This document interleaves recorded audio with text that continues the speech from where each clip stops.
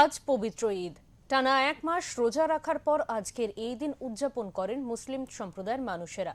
শুধু মুসলিম সম্প্রদায় নয়, রাজ্য তথা দেশ জুড়ে মুসলিমদের কাঁধে কাঁধ মিলিয়ে পালিত হচ্ছে এই বিশেষ দিন হিন্দুদেরও। শিল্পাঞ্চল আসানসোলেও পবিত্র ঈদের দিন তেমনই এক অপূর্ব দৃশ্য দেখা গেল।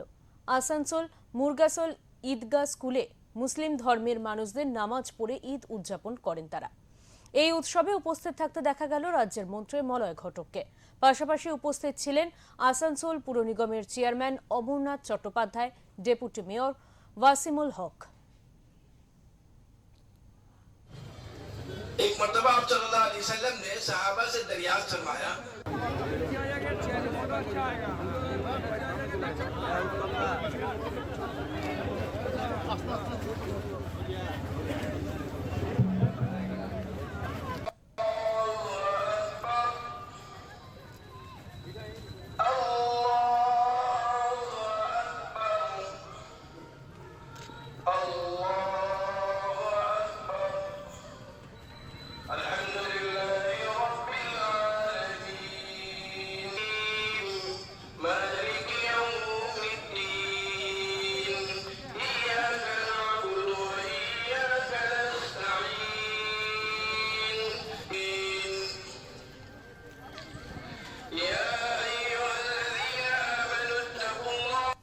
ঈদ আসানসোলে অত্যন্ত ধুমধামের সঙ্গে ঈদ উৎসব পালন করা হয়।